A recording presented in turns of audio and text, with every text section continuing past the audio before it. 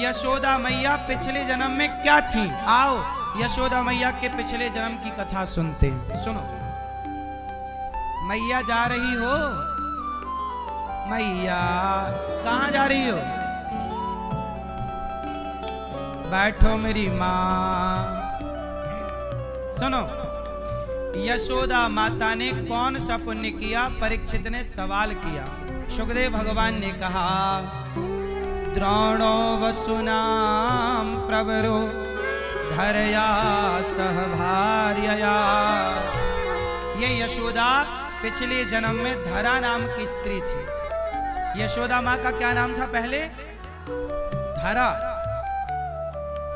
ये पिछले जन्म में नंद बाबा का नाम था द्रोण। नंद बाबा का नाम था द्रोण और यशोदा का नाम था धरा। ये दोनों पिछले जन्म में खूब साधु सेवा करते थे। कोई साधु आ जाए, ब्राह्मण आ जाए, भूखा आ जाए, जरूरतमंद आए, यशोदा मैया इतनी गरीब थी पिछले जन्म में। धरा माता इतनी गरीब थी कि आप जंगल की लकड़ियां बीनने समेटने जाती और जंगल की लकड़ियां बाजार में बेचकर जो पैसा मिलता उससे साधु सेवा करती। साधु संतों को रोटी साग खवाती, खीर पूड़ी खवाती, जो उनकी क्षमता थी खवाएं। एक दिन की बात है कि ये सेवा करते करते वर्षों बीत गए। वर्षों यशोदा मैया क्या करती? साधु सेवा करती और प्रभु का गुणगान करती। इनके कोई संतान नहीं थी। देखो, जिनके संतान नहीं है वो लोग भी इस कथा को थोड़ा ध्यान पूर्वक सुनेंगे। माता धरा के कोई संतान नहीं थी और वो साधु सेवा बड़ी करती और भगवान से कुछ चाहती भी नहीं थी। वो केवल प्रभु का कीर्तन करना, श्रीमन नारायण का ध्यान करना और साधु का भोजन की सेवा करना। करते करते माता धरा बहुत समय गुजार चुकी। एक दिन इनके साथ एक घटना घट गई। क्या?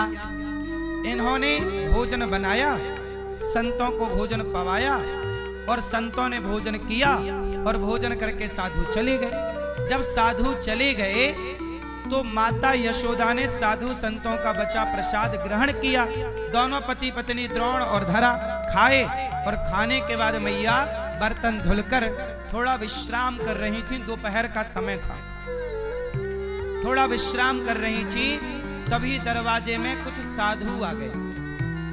दरवाजे पे आए, भिक्षाम देही, माता भिक्षा दे दो। माता ने दरवाजा खोला। साधु जी आओ। महाराज दोपहर को आप? माता आज हमें कहीं घर में भिक्षा नहीं मिली, किसी घर में भोजन नहीं मिला। सुना है तेरे द्वार पर कोई भूखा नहीं जाता, तेरे द्वार से चल मैया, हम साधुओं को बड़ी भूख लगी है, नेक भोजन की व्यवस्था कराए दे। अब संयोग देखिए कि उस दिन माता धरा के यहाँ अन्न का एक दाना नहीं था। भाई वो तो जंगल की लकड़ी पर निर्भर थी ना, रोज बेचती, रोज पैसा आता, रोज साधु सेवा होती और आज की भी साधु सेवा हो चुकी है। अब शाम को ये लकड़ी बीनने जाएंगी, पैसा लेकर कल बनाएंगी। अब साधु आ गए, अब कैसे मना करें कि हमारे घर पे भोजन नहीं। गृहस्थ के द्वार से कोई भूखा चला जाए, इससे बड़ा पाप नहीं है गृहस्थ के लिए, पता है आपको। अब यशोदा मैया घबरा गई, मतलब धरा माता यशोदा का पूर्व जन्म। यह धरा माँ घबराई, क्या करें। पर महाराज आओ, संतों को बिठाया, कहा महाराज आप थोड़ा स्नान करो, मैं आपके भोजन का प्रबंध करती हूँ। माता धरा तुरंत बाजार में गई। बाजार दोपहर के समय बंद थी। जैसे तैसे बाजार में किसी सेठ साहूकार के पास गई। भैया भैया, हमारे द्वार पर साधु आए हैं, नेक भोजन की व्यवस्था करनी है, आप हमें कुछ पैसे उधार दे दो, थोड़े पैसे उधार दे दो। अब कोई उधार देने को तैयार नहीं। बोला कि तुम्हारे पास पैसा थोड़ी है कि तुम चुकाओगी। आजकल उधार भी उसे मिलता है जो चुका पाए। धरा बोली कि मैं चुका दूंगी आपका जंगल की लकड़ी बेचकर। नहीं, कुछ गिरवी रखो। माता बोली गिरवी रखने का होता तो सब ना रख देती। नहीं, सबने मना कर दिया। एक सेठ जी मिल गए, कहा कि हम, माता धरा ने कहा मेरे द्वार पे कुछ साधु आए हैं, भोजन कराना है, थोड़ी व्यवस्था कर दो। सेठ जी बोले हम पैसे तो देंगे, तुम्हें जितना चाहिए ले लो, पर बदले में क्या? माता धरा से बोला कि तुम बहुत सुंदर हो, यदि तुम हमें मिल जाओ तो हम तुम्हें बहुत सारा पैसा दे देंगे। माता धरा बोली मिल जाओ का मतलब क्या है? देखो वो आदमी की नियत ना डोल गई। माता धरा वास्तविक में बड़ी सुंदर थी, जवान थी। बोला कि तुम मिल जाओ तो पैसे ले लो। माता धरा बोली तुम मिल जाओ से मतलब क्या, क्या चाहते हो? तो उसने स्पष्ट बोला कि ये जो तुम्हारे स्तन हैं, यदि तुम अपने स्तन हमें दे दो तो हम तुम्हें पैसा देंगे। अब माता समझ गई कि ये तो नियत का खोटा है, लेकिन अब करें क्या? सबके घर मुंह मार चुकी हैं, माथा मार चुकी हैं। साधु बेचारे परेशान हैं। रोटी या तो साधु भूखा जाएगा या तो ये मेरे स्तन लेगा। माता बोली, मन में सोची कि ये मेरे से स्तन मांग रहा है, मतलब मांस का टुकड़ा। मांस का टुकड़ा क्या है, क्या मूल्य है उसका? पर साधु भूखा नहीं जाना चाहिए। ठीक है, क्या करें? माता धरा ने कहा भैया एक काम करो, तुम मेरे स्तन ले लो। वो आदमी बड़ा खुश, पैसे लाके रख दिया, ये लो पैसे, अब दो हमें स्तन। माता ने कहा ठीक है।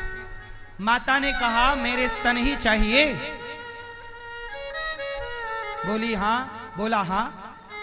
माता ने चाकू उठाई और अपने स्तनों को चाकू से काट दिया। तुझे स्तन ही तो चाहिए ना?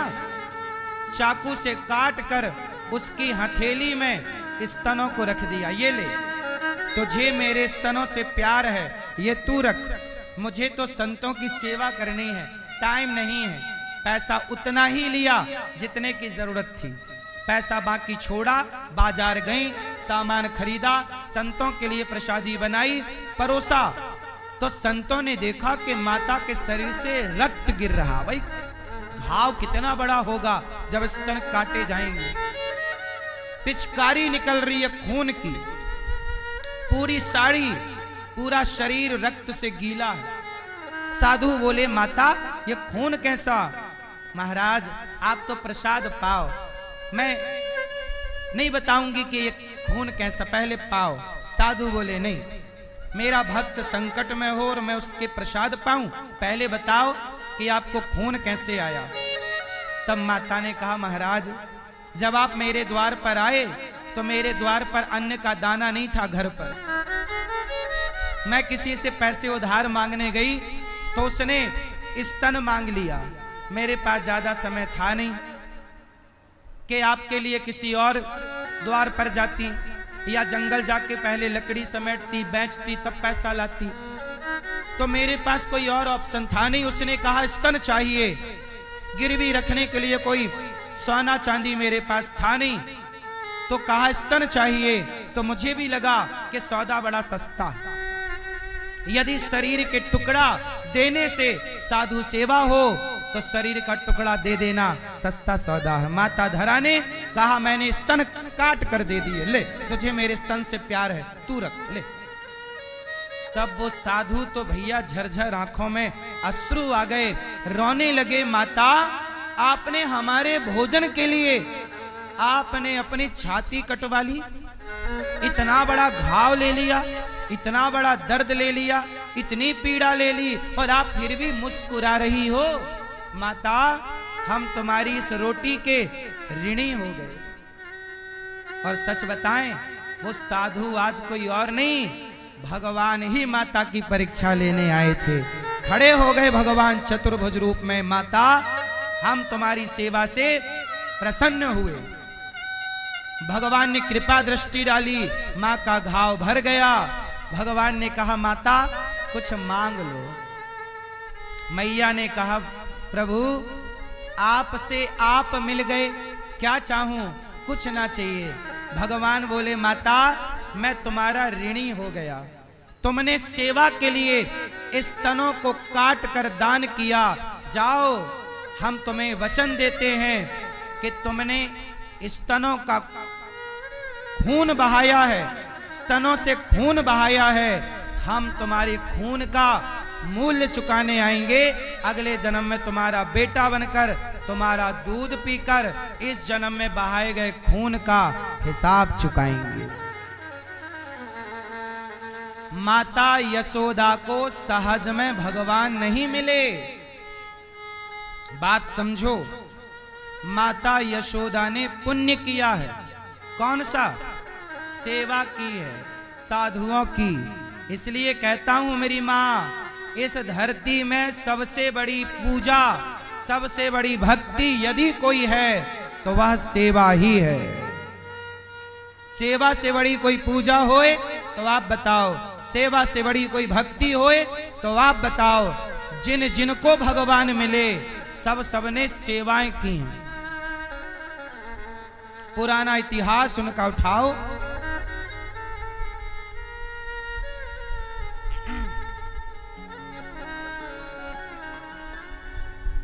सबका इतिहास उठाओ, चेक करो। माता यशोदा ने अन्नदान किया, साधु सेवा की। जब मैंने, ये दास अनिरुद्ध ने, जब मैंने पहली बार अपने गुरुजी से ये कथा सुनी, माता यशोदा की ये वाली पूर्व जन्म की, जब मैंने पहली बार ये कथा सुनी, जब मैं पढ़ता था, मेरे गुरुजी ने सुनाई, तब मुझे लगा कि सेवा के बल पर यदि यशोदा धरा माता को कृष्ण मिले हैं तो सेवा के बल पर ही हमें भी भगवान मिलेंगे। मैंने संकल्प लिया भक्तों कि मैं बड़ा होकर सेवा ही करूंगा और कुछ नहीं करूंगा। इसलिए गौरी गोपाल में ये दास अनिरुद्ध केवल सेवा करता है, केवल सेवा। हजारों साधु रोज भोजन पाते हैं गौरी गोपाल में। अन्नदान से बड़ा कोई दान नहीं है गृहस्थों का। और आपके आशीर्वाद से ये दास अनिरुद्ध भी गृहस्थ है। हम गृहस्थ में रहकर ही सेवा करते हैं। गौरी गोपाल में मधुकरी मांगने हजारों संत रोज आते हैं। आप लोगों से प्रार्थना करता हूं कि एक दिन की सेवा आप सब ब्रजवासियन के नाम की रोटी गौरी गोपाल में बटेगी तो मैं भी आपको टुकड़ा पाए के अपने आप को कृतार्थ मानूंगा। मैं भी आपके टुकड़ा पाए के कृतार्थ है जाऊंगा। तो आप भी दास अनिरुद्ध को कृतार्थ करो और आप भी एक दिन की सेवा गौरी गोपाल में माताओं को भोजन की या साधुओं को भोजन की या भक्तन के भोजन की। गौरी गोपाल में भोजन ही भोजन बढ़ता है। 1 लाख रोटियां रोज बनती हैं गौरी गोपाल में। कितनी रोटियां? 1 लाख रोटी रोज। आज भी 1 लाख रोटी बनी होगी। 1 लाख मतलब लमसम 1 लाख, कभी 1 लाख से कुछ 10-5 हजार कम तो कभी 1000, 2000, 5000 ज्यादा। भक्तों के आने पर निर्भर है कितने लोग आएंगे। जितने आओ, कोई भूखा ना जाए। 5000 आओ, 10,000 आओ, 50,000 लोग आओ, सबको पेट भर भोजन गौरी गोपाल में। ये सब सेवा कर सकूं इसलिए दास अनिरुद्ध दिन रात मेहनत करता है। भगवान की कृपा है कि मुझे लगता है मैं एक दिन मर जाऊंगा। क्या लेकर जाऊंगा? क्या लेके गए मेरे बाप दादे और क्या लेकर मैं जाऊंगा? मुझे लगता सेवा कर लो, कमा लो। हमारे संत जन एक कथा सुनाते हैं पीपा देव जी की। पीपा जी महाराज हुए हैं, वो राजा थे, सब छोड़कर संत के पास गए, बोले मैं साधु बनूंगा। तो रामानंदाचार्य जी ने कहा चलो तुम्हें साधु नहीं बनना, मैंने मंत्र दे दिया, जाप करो, जाओ, तुम राजा हो, तुम्हें साधु बनने की जरूरत नहीं, तुम जाओ, तुम अपने क्षेत्र में अन्य क्षेत्र चलाओ, कोई भूखा ना जाए, सबका पेट भरो, यही तुम्हारी भक्ति है सबसे बड़ी, जाओ। कोई भूखा ना जाए, यही भक्ति है तुम्हारी। तो दास अनिरुद्ध की भक्ति यही कि गौरी गोपाल से कोई भूखा, और ये यशोदा माँ से मैंने सीखा। अब वही यशोदा माँ, अच्छा एक बात बताएं, जो पुण्य आप करते हो ना, उसके ऋणी कौन होते हैं? भगवान। भगवान क्या बोले? मैया साधु सेवा तुमने की, धरा माता ने साधु सेवा की, और ऋणी कौन हो गया? भगवान। और भगवान बोले कि मैं ऋण चुकाऊंगा, तुम भला करो, तुम कर्म अच्छे करो, भगवान ऋणी होंगे तुम्हारे अच्छे कर्मों के, और फल का, तुम्हारे अच्छे कर्मों का फल भगवान देंगे, ना कि वो व्यक्ति। अब साधु सेवा के बल पर धरा बाद में यशोदा भई, द्रोण बाद में नंद बाबा भये, और जगत के पालनहार मैया को दूध पी करके तृप्त हो रहे हैं। बोली यशोदा मैया की। चलो एक बात और बताओ, ये देवकी माता कौन है पिछले जन्म में? बताओ। यशोदा माता तो है धरा, देवकी माता कौन है? कौन? देवकी माता कौन है पिछले जन्म की? सुनो, माता देवकी पिछले जन्म की। वैसे तो भगवान के दर्शन के लिए बड़े पुण्य करने पड़े, पर मैंने जो संतों से सुन रखी है कथा, वो इस प्रकार है कि माता देवकी पिछले जन्म में माता कैकई है। कौन माता? जब कैकई ने राम को वनवास भेजा, तो चित्रकूट में जब कैकई माँ राम से मिलने आई, तो कैकई माँ ने कहा राम मुझे क्षमा कर दो। राम ने कहा माँ क्या बात करती हो, क्षमा? मैं तो आपका बेटा हूं, आप बताओ मेरे लिए क्या आज्ञा है? आपने कोई अपराध ही नहीं किया। कैकई माँ बोली राम मैंने बड़ा अपराध किया, तुम्हें वनवास दे दिया। अब कैकई माँ को एहसास हुआ कि मेरे से गलती हुई। क्या बोला? राम मुझे क्षमा कर दो। राम बोले मैया क्षमा है। अच्छा बताओ कैसे मानोगी कि आपको मैंने क्षमा किया? राम अगले जन्म में तुम मेरे बेटा बन के प्रकट होगे, तो मैं मान लूंगी कि तुम मेरे को तुमने क्षमा कर दिया। भगवान बोले मैया अगले जन्म की तो पूरी प्लानिंग हो गई है यशोदा का बेटा बनने की।